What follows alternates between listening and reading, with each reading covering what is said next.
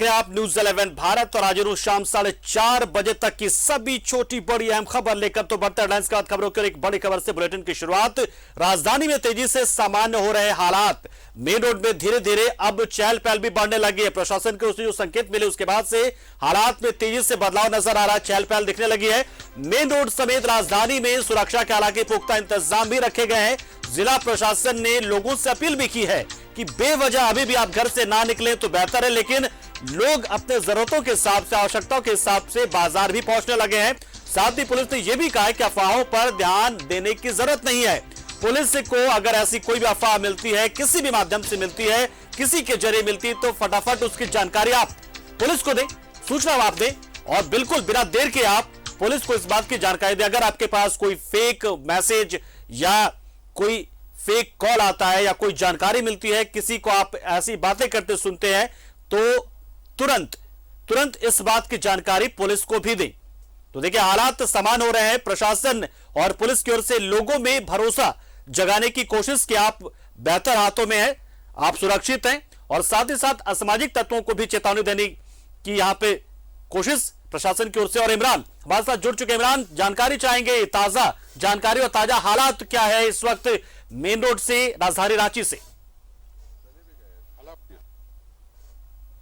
बिल्कुल पंकज, पूरे तरीके से हालात जो हैं वो सामान्य है और सामान्य जनजीवन जो है वो अब दिखाई भी दे रहा है। हालांकि 6 थाना क्षेत्रों में ही 144 लागू है, बाकी अन्य थाना क्षेत्रों में वो सारी चीजें हटा ली गई है जो निषेधाज्ञा लागू की गई थी। रांची डीसी और एसएसपी ने प्रेस कॉन्फ्रेंस का जानकारी दी। लेकिन ताजा हालात की अगर हम बात करें तो याद होगा कि जब 10 जून को पूरी घटना हुई, शुक्रवार को पूरी घटना हुई, तो 2 लोगों की मौत हुई थी। इस पूरे मामले में एक मुदस्सिर नामक जो 15 वर्षीय जो युवक था, था, उसकी भी मौत हो गई थी गोली लगने से। बाद में रिम्स से पोस्टमार्टम कराने के बाद उसके परिजन जो है अपने घर लेकर के पहुंचे थे और फिर उनका जो सुपुर्द खाक हुआ कब्रिस्तान में ले जाकर मिट्टी मंजिल की गई। लेकिन आज जब परिजन रांची के डेली मार्केट थाना पहुंचे इसी मामले को लेकर के एफआईआर दर्ज कराने को लेकर के, तो वो एफआईआर की कॉपी मेरे हाथ में है। एफआईआर देने के लिए ये लोग पिछले 2 घंटे से थाने में मौजूद है। और लेकिन थाने में जो मौजूद पदाधिकारी है, कई अधिकारी, कई डीएसपी लेवल के भी अधिकारी थाने में मौजूद है, लेकिन किसी की भी हिम्मत नहीं हो रही है कि एफआईआर कॉपी में वो एफआईआर नंबर अंकित किया जा सके, रजिस्टर्ड किया जा सके, ताकि पीड़ित परिवार जो है वो यहां से आसानी से वापस लौट जाए। उनके पिता खुद हमारे साथ मौजूद है। कितने देर हो गई आपको यहाँ पे इंतजार करने में और क्या करना, क्या चाहते, क्या है आप? 2 घंटा हमारा हो गया यहाँ आने में। 2 घंटा से हम लोग यहाँ खड़ा है। हमको इंसाफ चाहिए। क्या हुआ आपके बेटे को? हमारा बेटा को गोली लग गया, गोली लगने से मौत हो गई। कब? पुलिस के गोली? शुक्रवार के दिन। शुक्रवार के दिन हो गया जी। हंगामा के दौरान? जी। कैसे पहुंच गया आपका बेटा वहाँ? वहाँ हम फल का दुकान लगाए हुए थे, ठेला में बेचते हैं फल बेचते थे। तो मेरा बेटा मेरे पास आया, वो हेल्प करता है। मेरा बेटा आया तो देखे भीड़ आ रहे थे, भीड़ आ रही थी तो हम बोले भीड़ भाड़ है, गिर उड़ जाएगा मेरा फल, तो हम साइड करने लगे। तो उतना देर में देखे तो मेरा बेटा है नहीं, भीड़ का बीच में चला गया। वो चला गया। थोड़ा देर बाद हंगामा होने लगा तो हम इधर उधर होने लगे तो अपने बेटे को खोजने लगे। तो थोड़ा देर बाद देखे कि मेरा बेटा वहाँ पर ही गिरा हुआ गोली लगने से। देखिए पिता थे मुख्तार भाई, क्या स्थिति बन रही? पहले एफआईआर की बात नहीं हुई थी कि आप लोगों ने प्रशासन के सहयोग से ही शायद मिट्टी मंजिल करवाई थी कब्रिस्तान? जी बिल्कुल, ये बात सही है कि परसों रात में डुंगडुंग साहब का फोन आया था करीब 4 बजे।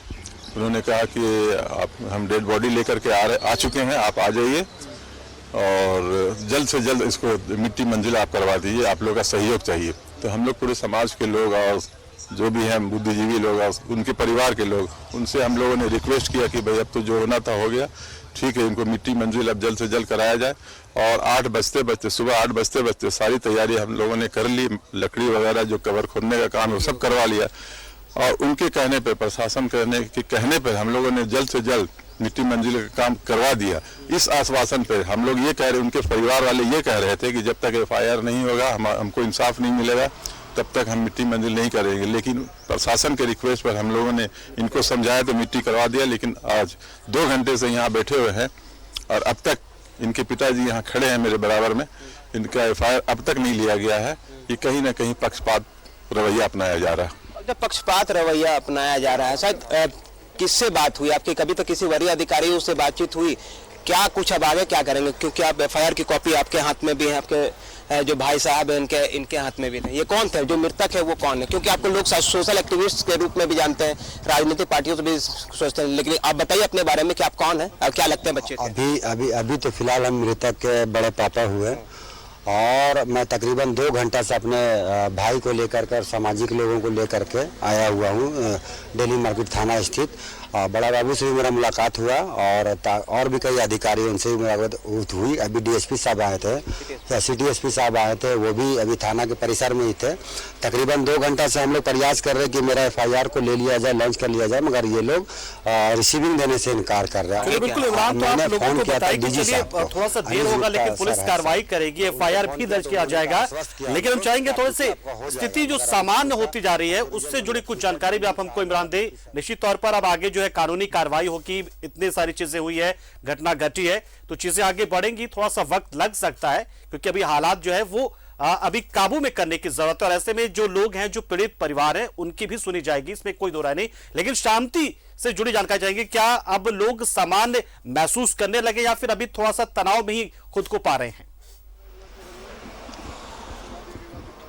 नहीं, देखिए शहर की अगर तमाम जगहों की बात करें, 6 थाना क्षेत्रों की अगर हम छोड़ दे बातों को, चाहे वो हिंदपीढ़ी हो, दिल्ली मार्केट हो, लोअर बाजार हो, चुटिया हो, डोरंडा हो, कोतवाली हो, इन 6 थाना क्षेत्रों में निषेधाज्ञा लागू है। वो यहाँ पर जो जिला प्रशासन और पुलिस प्रशासन के द्वारा जो जानकारियां दी गई है कि सुबह से लेकर के शाम के 5 बजे तक अपने घरों से बाहर निकल के वो रोजमर्रा की जो चीजें हैं, जरूरत की चीजें हैं, उसे वो ले सकते हैं, जाकर के खरीदारी कर सकते हैं। बाकी समय में आपको थोड़ी कठिनाइयां हो सकती है क्योंकि दुकानें भी जो है वो खुलेंगे नहीं, ज्यादातर दुकानें बंद रहेंगी। हालांकि आज रविवार का दिन था, सड़कें जो थी वो पूरी तरीके से सूनी थी और तमाम जगहों पर। इनके अलावा शहर की दूसरी तरफ की अगर हम बात करें तो दूसरी तरफ भी स्थिति जो है बिल्कुल पूरी तरीके से सामान्य है। लेकिन स्थिति सामान्य कैसे होगी पंकज, जब लोग एक पीड़ित परिवार है, स्थिति को भापते हुए, चीजों को समझते हुए दिल्ली मार्केट थाने पहुंच रहे हैं। पिछले 2-2.5 घंटे से एक FIR के लिए, जबकि तमाम वरीय अधिकारियों ने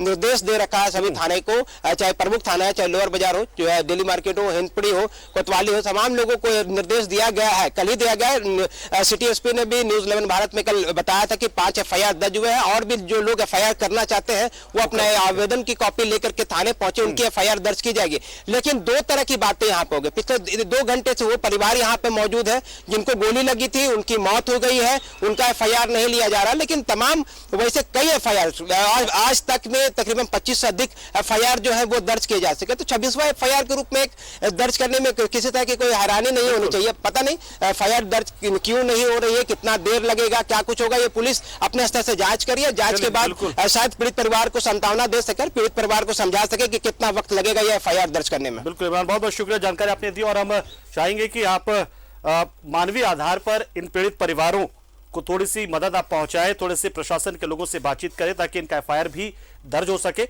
बहुत बहुत शुक्रिया इमरान, हमारे साथ जुड़े आप।